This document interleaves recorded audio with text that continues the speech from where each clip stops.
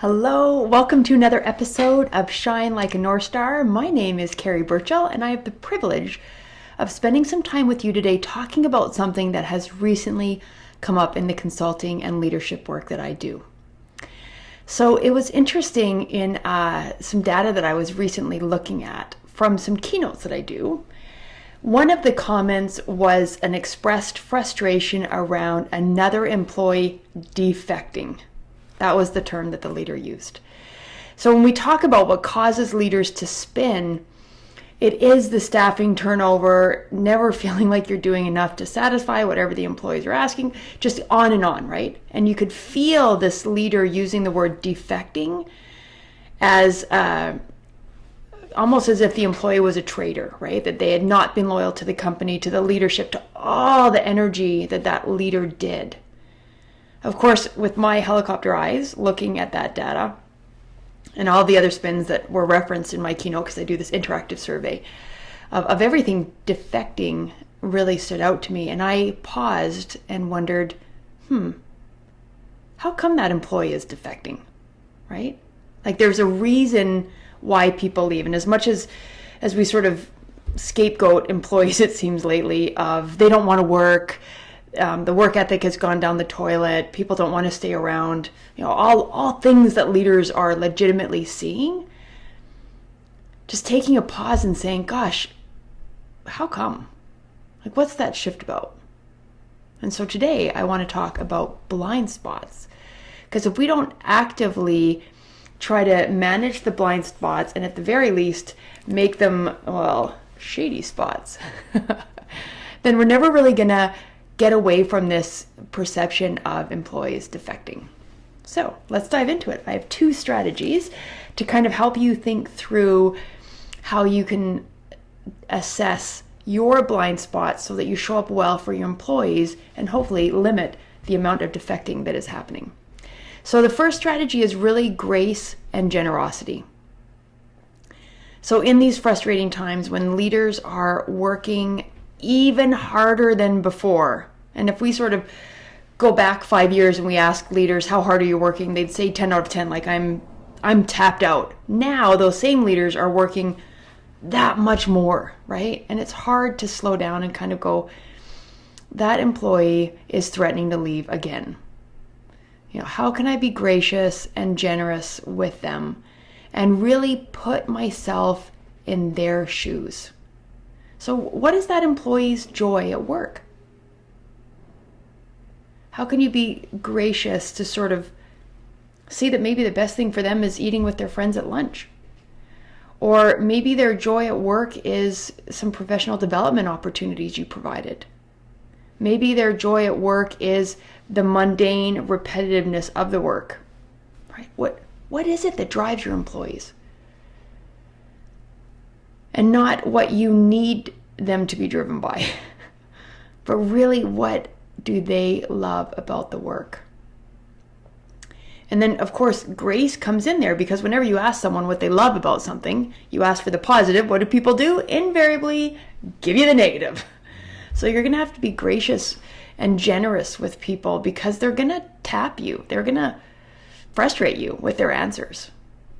And the real work is approaching those employees with grace and generosity so that you can empathetically put yourself in their shoes.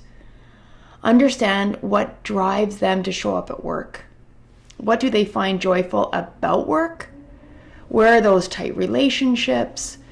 What is the mundane stuff that they don't really love that much? Like, what is their job feeling like to them on a real high helicopter level? And I say grace and generosity because it's going to necessitate that you put aside your perception of what you think they love. I mean, you may have worked with this person for 5+ years. You may have done some really gritty work together during the pandemic, or maybe the person's new and you just finished interviewing them and you know exactly how they think and what they love. Well, things change. People misrepresent, people don't feel safe, so they don't really tell you the honest, vulnerable stuff. If you go in with grace and generosity and people feel that from you, then you will get true answers. And you're going to be able to mitigate employees defecting. So all of this sort of necessitates you pulling out of your day-to-day spin, right? We can't be gracious and generous if we're spinning. Just those two don't really go in the same circle, right? Okay, grace and generosity. Second tip for you today is awareness. So not your employees' awareness about what they're doing, but your awareness around how the employee perceives you. Yeah.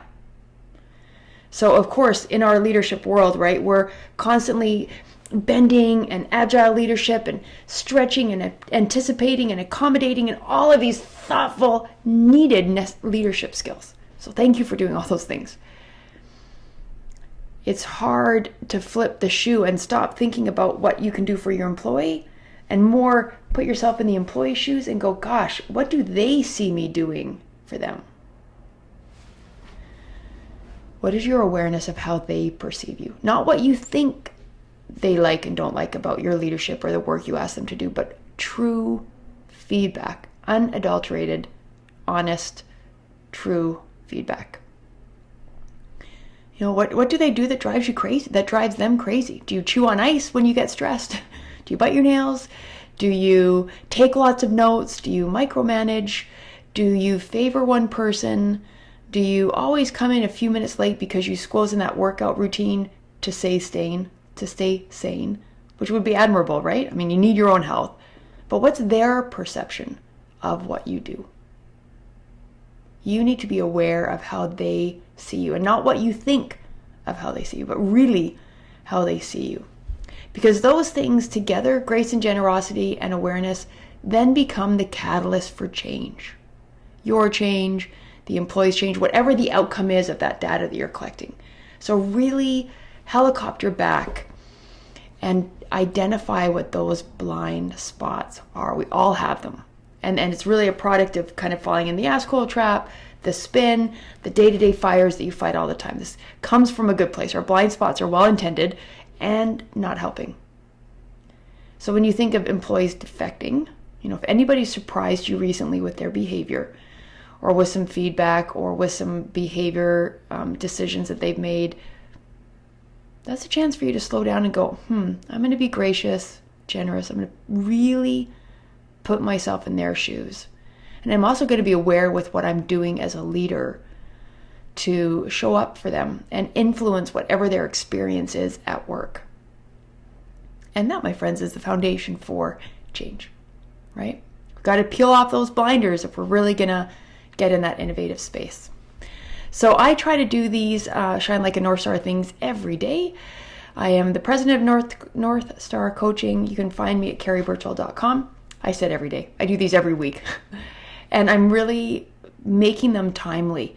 So these themes and what we talk about are a direct product of stuff that has come up in client calls, coaching, training sessions, and they're really intended to be just in time, nuggets that you can take away to make sure your employees don't defect in today's session. Take care, and as always, reach out. You can find me at carrieburchell.com.